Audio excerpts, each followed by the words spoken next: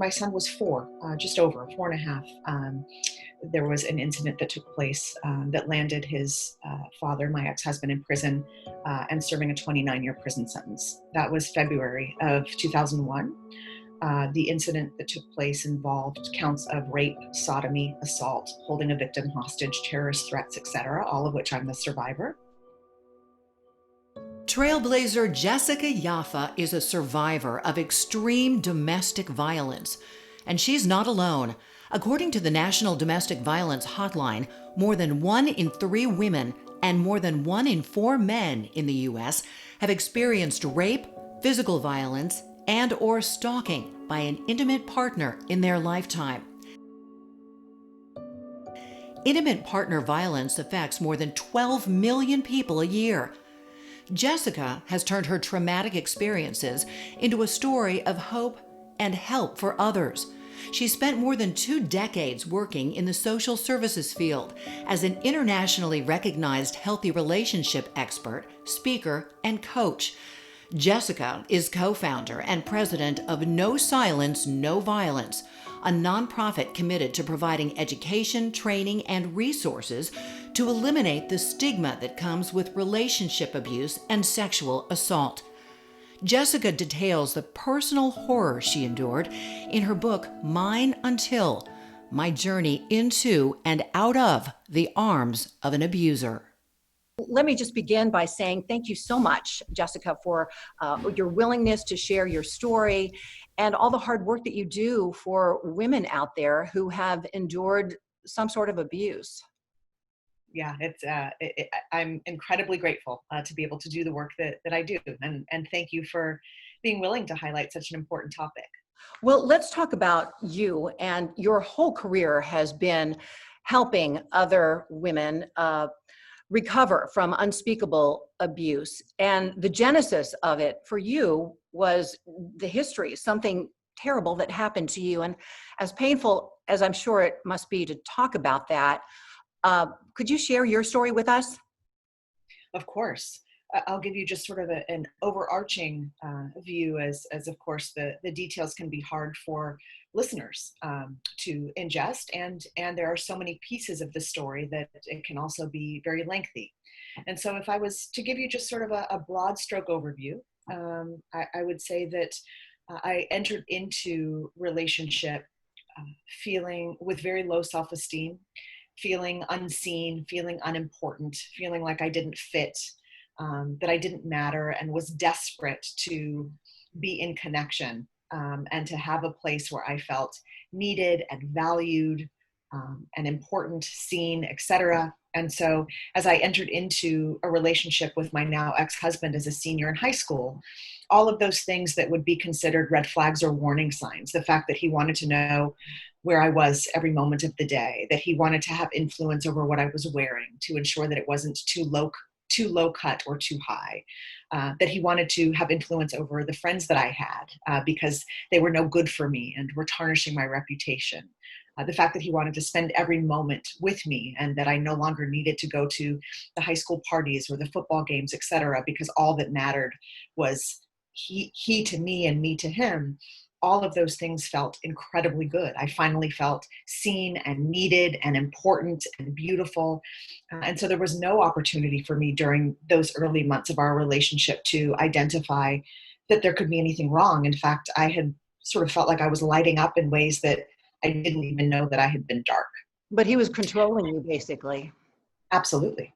Absolutely. And I was made to believe very early on in the relationship that when we were fighting or when there was a problem, it was because I hadn't done something well enough. I hadn't been where I was supposed to. I had worn the wrong thing. I was talking to another boy in a way that made him insanely jealous. And my belief system entering into that relationship was that I was sort of a screw up and a disappointment and not enough for a lot of different reasons. And so that message from him that I was the problem very much fit into the story that had existed for me since I was really, really small. And so I was ready and willing to take ownership. If I could just figure out how to be a good enough girlfriend, if I could just figure out how to do it right and be where I was supposed to and be enough for him and be trustworthy, then we'd be okay. And there was no incident of physical abuse for the first couple of years in our relationship. And during that time, I'd say even now, but certainly more so during that time, domestic violence was really identified as black eyes, broken bones, bruises, hospitalizations. And so because there had not been any physical abuse, I was able to, although things had gotten more controlling, more emotionally and psychologically abusive or volatile, I was able to sort of confirm and convince myself that this was just because additional stress had been placed upon us. We were going to college in different areas. I became pregnant. My dad got sick with cancer. And so if we could just sort of be together, come together, get our finances right, get married, then we'd be okay. Right. And I remember actually at the time I was studying sociology in college, and remember a very brief chapter on domestic violence. We had almost no education, and still unfortunately have very little education around relationship abuse. But remember learning much more about the lethality attached to domestic violence and how terrible things can get, rather than focusing on the continuum of relationship abuse. And so I had these sort of multiple experiences where I was able to again sort of say to myself, okay, well, it's not that bad, and I'm not in this, right? And it can't be abuse or domestic violence because it doesn't look this way. The first physical incident of abuse took place about 2.5 years into the relationship. It was excused because of alcohol. He promised to get help and did. He stopped drinking for a long while. And so again, I was convinced that this was not an abuse problem, that this was an alcohol problem. And we went many months without there being any other physical incidents. I got pregnant 5 weeks after my dad died. I was 20 years old and a junior in college. All of my friends had washed their hands of me. We don't understand what you're in, Jess, why you're making these choices. It's obviously not a healthy relationship. I felt like they didn't understand, couldn't understand. And so I was completely alone. And so when I got pregnant and my dad had just passed away, that was an opportunity for him really to sort of control me and isolate me, and for me to become even more dependent on him in the relationship than I was, beforehand. We got married. It was the right thing to do. I wanted to give our son the best chance at a 2-parent home that I possibly could. And the physical violence ensued again pretty quickly following our marriage. I was 21 years old, all alone, living in this teeny tiny apartment, had a lot of financial pressure. My family obviously was grieving and didn't have a lot of capacity to support me emotionally or physically. And so for the next 1.5 years, I basically lived like a hostage, with cameras in our apartment, with him following me to and from school and waiting in the parking lot to ensure that I didn't talk to anyone along the way, watching me through the blinds to go do our laundry, ensuring that if I was making a phone call that he was right there. And so I knew by then what I was in, but I couldn't see my way out. So I left for the first time when our son was 1.5 years old after a horrendous incident. I went back 2 more times because I was unable to provide financially for our son. And then the second time because my then husband had identified that he had a mental health diagnosis and was going to be on medicine and get counseling, and that things would be better. And so it was after that third time that I left for good. We had been divorced for 2.5 years before this final incident took place. There were dozens of police reports on file between filing for divorce and this last incident. And so things actually got harder for me when we separated, and certainly I didn't feel safer or like there was any sort of relief, which was really confusing for me. I felt really frustrated and alone, and sometimes even felt like I was better off being in the relationship where at least our physical needs would be met, my son and myself, and I could figure out how to keep us safe enough rather than having to navigate all of these new challenges and also continue to fear for my safety and my son's safety. So when my son was 4, just over 4.5, there was an incident that took place that landed his father, my ex-husband, in prison and serving a 29-year prison sentence. That was February of 2001. The incident that took place involved counts of rape, sodomy, assault, holding a victim hostage, terrorist threats, etc., all of which I'm the survivor. And it took a lot of years before I would talk to anybody about what I had been through. I felt like now that he was away, I was safe, we could move on. And I could turn my cheek to what I had experienced and what my son had experienced. And unfortunately, as we know, that trauma that lives within us doesn't necessarily just go away, right? No, That post-traumatic it shows stress. up. That's right. It shows up in a variety of ways. And so I lived those next several years trying to shove it down in a lot of different ways, and was performing really well at work, graduated college, continued pursuing all sorts of different jobs and opportunities. And on the outside, it looked like I really had things together. And yet on the inside, and in terms of relationship choices, et cetera, I was crumbling, and often felt, certainly walked around with a lot of my own internal shame and judgment, but also felt some judgment from those around me when I started to share just bits and pieces of what I had been through. Right.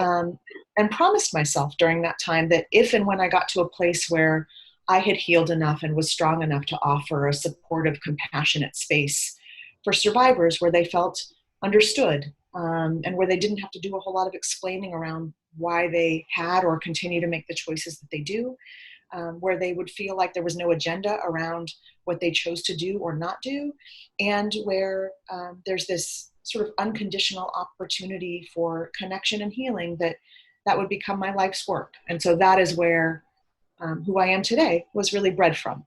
Let me ask you, you mentioned shame, that it was just, you felt shame in confiding in people. That really is one of the biggest hurdles for women and men involved in a violent relationship, isn't it? What is so hard about telling somebody that?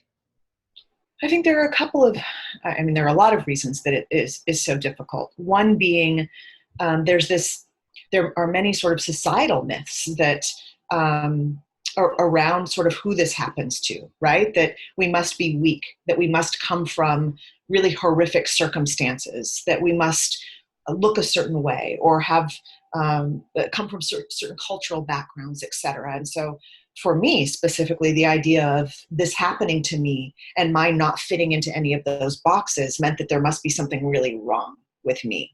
Because if I came from a family where there was a lot of abuse, then it would make sense. If I came from a family that was poverty stricken and that lived in the experience of violence, then it would make sense. If I came from a cultural system where this was not only sort of condoned, but also a part of the way in which the culture operates, then it would make sense, right? And so for many of us survivors who don't necessarily fit into those boxes, this overarching belief of, boy, there must be something really wrong with us, continues to sort of permeate through us. And I think society in general sort of perpetuates these ideas that if it happens once and you don't leave, shame on you, right? If it happens again, then you must want it, or it must be something that you're okay with, right?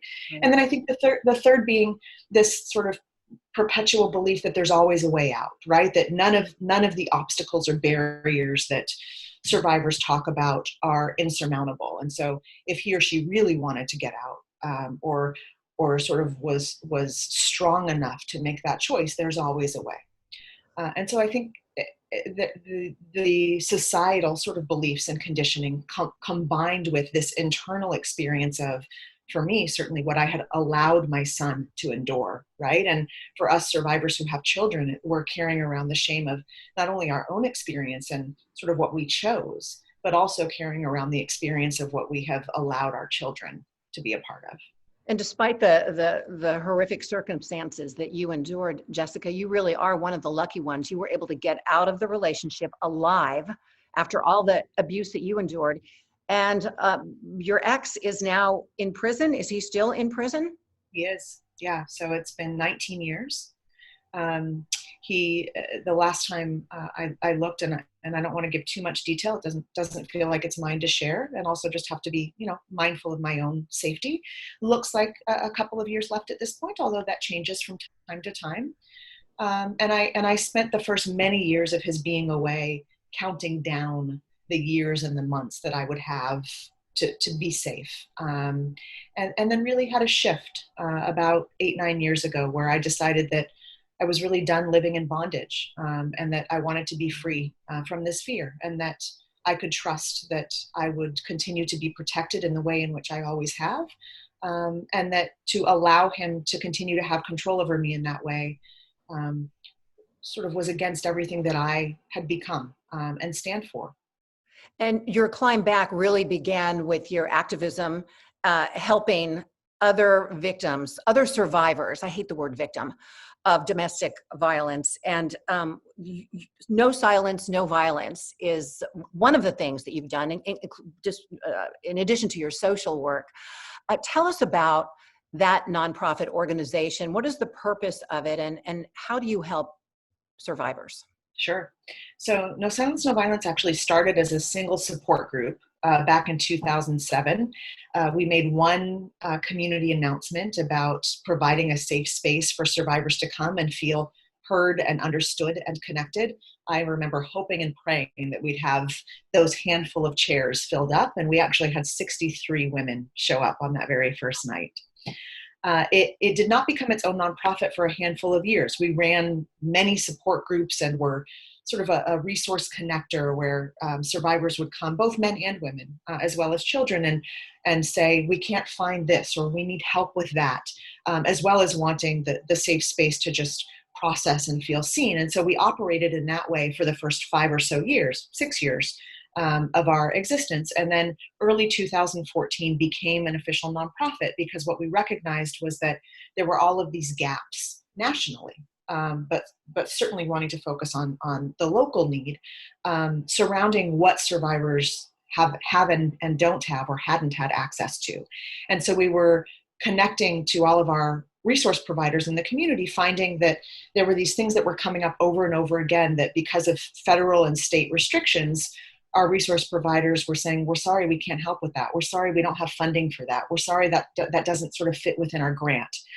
And so what we decided is that we wanted to actually become a nonprofit, which is where NoSilence NoViolence was birthed, in order to really position ourselves to be the gap filler. We wanted to be able to say yes when others were required to say no. And so we committed that we would not take federal or state funding, that we would be a volunteer-based organization that had very little overhead, and that all of our resources would be reliant on either individuals or foundations, small grants, et cetera, so that we really had the capacity to meet the need that nobody else could. So give me a laundry list of what you actually do for people who approach NoSilence NoViolence, what you do to help them. Yeah, so the list is vast. We do, we really sort of pride ourselves on being sort of an umbrella where we focus on prevention and early intervention. So we do a lot of elementary school, middle school, high school education around self-worth and effective communication and self-responsibility and healthy, safe relationships, consent, these sorts of things, right? And then we also provide the resources for those that are in crisis. So we really felt like it was important that we not just be putting a Band-Aid on the abuse that's already happening, but that we really also get in front of this in the ways in which we were able. In terms of direct resource, we do a number of things. So we continue to run support groups. Right now, in the time of coronavirus, we're running virtual support groups that are running full, and it's been such a refuge for our survivors. We also do a lot of connecting to outside resources. One of our largest budget items is to offer long-term trauma therapy with providers in our community who specialize in relationship violence and have agreed to work with us at a reduced rate. And so we basically contract with them directly, and we pay for survivors who come in with PTSD, whose children come in with PTSD, who are looking to break generational patterns of abuse or needing to work through and heal from their experiences of trauma in order to be a present and available mom, dad, daughter, etc. And so we pay for a multitude of therapy sessions. We also have bought college students who are living in shelters laptops to go off to college. We've paid portions of college registration. We've paid rental deposits and portions of rent for a period of months as survivors are getting on their feet. We've paid for childcare. We pay certainly for things like electricity, diapers, those sorts of things. So we again really want to be able to think outside of the box. Or we've paid for kids to be able to play t-ball with their peers, right? So we want to offer those who come forward with need the opportunity to feel whole and connected and seen and cared for in ways that many of the resources that are available, and thank God for those resources, just don't have the capacity to do. Jessica, that is so impressive. You mentioned the pandemic and how your online sessions have been filled up. Do you have any, we keep hearing that domestic violence is really rearing its ugly head more now than ever because people are kept at home. Are you seeing any sort of statistics that back that up? Absolutely. I actually served 2 terms as the San Diego County Domestic Violence President, which just ended this past October, but continue, of course, to be very, very involved. And so we're tracking these things very closely. And nationally, the number of incidents that are called into law enforcement or called into a domestic violence hotline, and remember, a very small portion of incidents are actually reported, right? But sort of with this knowledge, nationally, the incidents that are being reported have increased over the states by 5 to 30% just since coronavirus sort of came to be. What is it like for you personally to hear the stories from other women about what has happened to them? I mean, after everything that has happened to you, a lot of people would want to just escape it and just forget it. But you must be reminded every day because you're reliving it through other women. That's true. And so there, I guess maybe I'd say a few things about that. One being, it's been a journey for me to learn how to take good care of myself. I've had moments in my career and in the development of NoSilence NoViolence where I haven't taken a time out when I've needed to, or where I I become really emotionally dysregulated as a result of all of the trauma that I'm carrying. And so I've learned over the last few years a tremendous amount about how to take better care of myself when it is that I need to say, I'm sorry, today I can't, or let me connect, let me connect you to someone that can. And that has been priceless for me. And then I think the other piece being, there's this real gift in being able to show up from this place of, I see you and I understand you in a way that many people can't.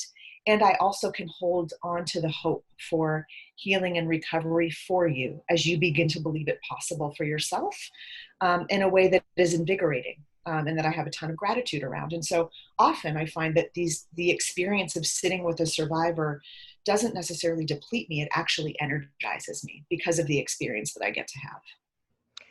Part of your mission is to change the conversation, to change the way we talk about domestic violence. What needs to change? So many things. I think first and foremost being, I actually refer to domestic violence most of the time as relationship abuse, because I think that we still have this sort of perpetual belief in our society that when we talk about domestic violence, what we tend to think about is physical abuse, right? And so it doesn't leave a lot of room for conversation around all of the other ways in which we can experience abuse. And so I think just changing that terminology even allows for an expansion of the conversation. I think that we have an opportunity to, in our communities, show up as neighbors, as employers, as first responders, as teachers, as parents, as a safe place, right? So really beginning to talk about relationship abuse. I mean, given the numbers alone, we're always talking to somebody, right, who has been or will be affected. And so I think beginning to talk about even healthy relationships, right? If we're not necessarily talking about relationship abuse, I've really shifted into sort of this space where much of my work, separate from NoSilence NoViolence, is around conversation specific to healthy relationships and the building of healthy relationships and what constitutes a healthy relationship and how it is that we experience safety and security in relationship. And so when we have those conversations, that information really is applicable to everyone. And it also allows us the opportunity to really begin to then safely think about or talk about, gosh, this thing that's happening in my relationship, or this thing that I see happening in my best friend's relationship or my son's relationship, feels like it doesn't really fit into the context of what might be identified as healthy. Is there an opportunity to have a second conversation, right? Or an additional conversation? Mm-hmm. And then lastly, I would say, um, that we have an opportunity collectively to really provide community education around the vastness of what I would consider a public health epidemic, right? 1 in 4 women are experiencing physical abuse in her lifetime. 1 in 2 are experiencing emotional or psychological abuse. And so when we think about the numbers alone, the way in which we should be talking about this and the way in which we should be providing education around this and responding to it really shifts when we acknowledge that we're not talking about a small segment of the population, right? That this is something that everybody should be talking about and addressing. And when you started first talking about this more than 20 years ago with your girlfriends, the outcome wasn't good because they eventually abandoned you. What should women who know that their friends, other women, are being abused, what is a good girlfriend to do when they see an abusive relationship? Such an important question. I'm so glad you asked. I think if there was one takeaway from our conversation today, it would be this, that any form of abuse is bred in isolation, right? It's all about power and control. And so when we are isolated, we lose the opportunity to have moments of connection outside of the relationship where we're reminded of who we are, what we're deserving of, the truth about our experience and our connection to the world. And so when that goes away, no matter who we are, how smart we are, how educated we are, where we come from, what we look like, when the only messages that we're receiving over time become, you're stupid, you're worthless, you're not enough, you can't live without me, you're a mistake, we begin to believe those things to be true, right? And so connection is medicine for all of us, but certainly for those of us who are experiencing any form of abuse. And so the idea of, I'm going to walk away from you unless you make a different choice, actually severs that lifeline in a more significant way than most of us are able to acknowledge. And so with that, what we can do as friends, as family members, is offer messages like this. Whatever you choose to do in your relationship, I want you to know that I see you, that you're valuable, that you're deserving of unconditional love and respect, that I love you.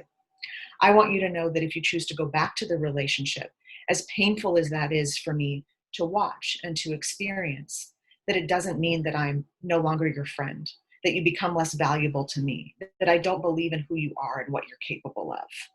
And so these messages around being able to acknowledge the fear and the sadness that we experience as family members and friends as we're sort of watching some of this, that's real. And it's important to reflect that back to the people that we love, right? Because we can sort of become blinded to that or numb even, right? It's not that bad. And when this becomes the life that I'm living, we can't really see the gravity of it. And so to have others that love us acknowledge, this is hard and this is scary and this feels painful and I'm afraid, that's important reflection for us to have. And yet the other piece of, and no matter what, I'm here and I love you. And I may not be the resource, but I have access to resources whenever you're ready. And yet whatever you choose to do or not do, I'm with you.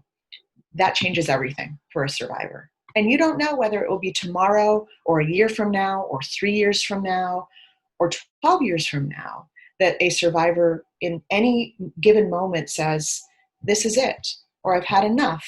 If he or she doesn't have that lifeline, it becomes much harder to think about the possibility of actually being able to leave.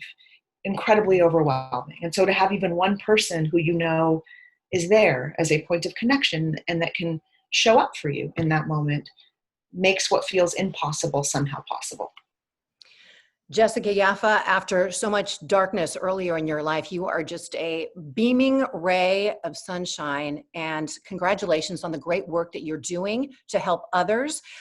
We will make sure to let everybody know how to find your website, NoSilence NoViolence, and I wish you the best of luck from here on out.